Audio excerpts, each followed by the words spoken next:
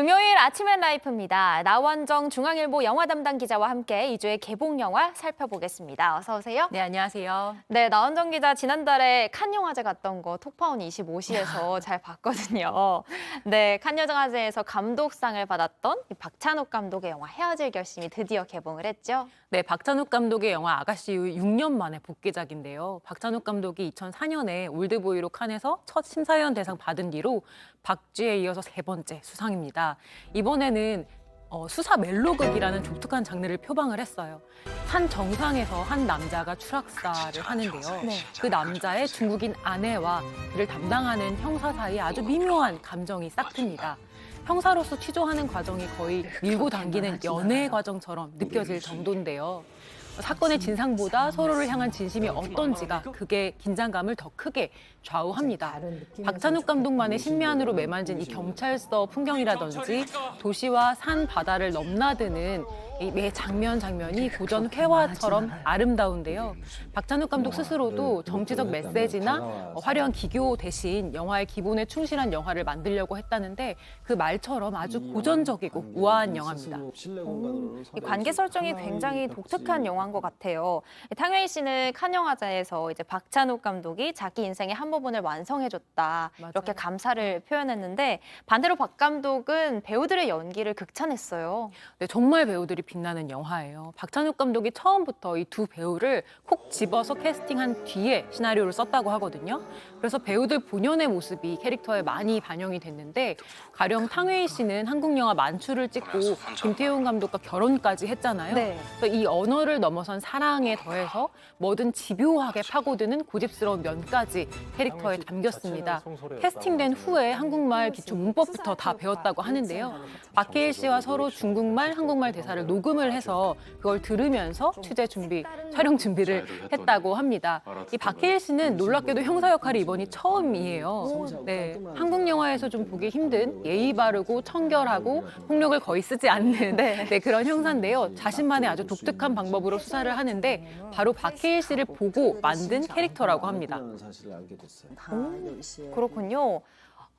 딱 이렇게 보니까 굉장히 연기력뿐만이 아니라 다양한 노력을 많이 한 것 같아요, 배우들이. 그런데 굉장히 깜짝 놀랐던 게 이 뜻밖의 배우가 또 한 명 있더라고요.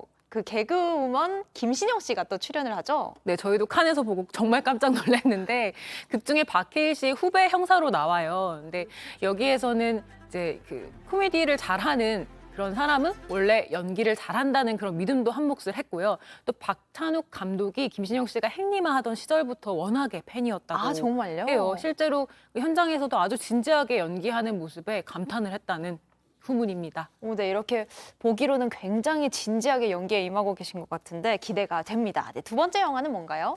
네, 바로 호아킨 피닉스의 흑백 영화 컴온 컴온입니다. 배트맨의 숙적 조커를 아주 사실적으로 연기했던 이 호아킨 피닉스 기억하시죠? 네. 네, 당시에는 몸소 이 미국 사회의 부조리를 들춰냈었다면 이번 영화에서는 어린이들을 취재하는 라디오 저널리스트가 됐습니다. 주인공은 여동생의 부탁으로 9살 조카를 맡게 되면서 이 어린이들을 취재하는 여정에 동참을 시키게 되는데요. 어린이들에게 미국 사회의 삶과 미래에 대해서 질문을 하는 여정을 계속해 나갑니다. 그러면서 어른의 책임과 부모됨의 의미에 대해서도 되새기게 되죠. 이 영화를 만든 마이크 밀스 감독은 도널드 트럼프 대통령 당선 직후에 미국 사회를 이해하기가 좀 혼란스러웠던 마음에서 이 영화 구상했다고 하는데요. 자기 스스로도 아버지가 되어서 아이를 통해 겪은 경험과 실제 미국 어린이들의 목소리를 섞어 영화를 만들었습니다. 극 영화인데 이렇게 제작 의도를 보면 좀 다큐멘터리 같기도 하고요. 맞아요. 정말 그 다큐멘터리처럼 미국 사회 현실을 담고 있는 영화인데 그러다 보니까 정말 뜻밖의 현실도 담겼어요. 네. 네, 이 영화를 보면은 이제 정말 많은 어린이들을 실제로 인터뷰를 했는데요. 그 중에서 미래를 생각하면 어떻게 상상하느냐라고 질문을 했을 때 한 아이가 놀라운 방식으로 사람들을 도울 거라고 말을 합니다. 바로 이 대답을 했던 9살 아이가 촬영 직후인 2020년에 길모퉁이에서 빗나간 총알에 맞아 아주 비극적으로 세상을 떠난 건데요. 네. 이런 일이 정말 실제로 일어났고 영화에 담긴 겁니다. 그동안 미국 사회에서는 총기 문제가 계속해서 논란이 되어 왔는데 이런 비극이 실제로 영화에 새겨지게 됐습니다. 또 마음 아픈 사연이 담긴 영화고 제목 커먼이 어떤 의미를 담고 있는지도 궁금하고요. 오늘 영화들 아주 인상 깊게 봤습니다. 지금까지 나원정 중앙일보 영화 담당 기자였습니다.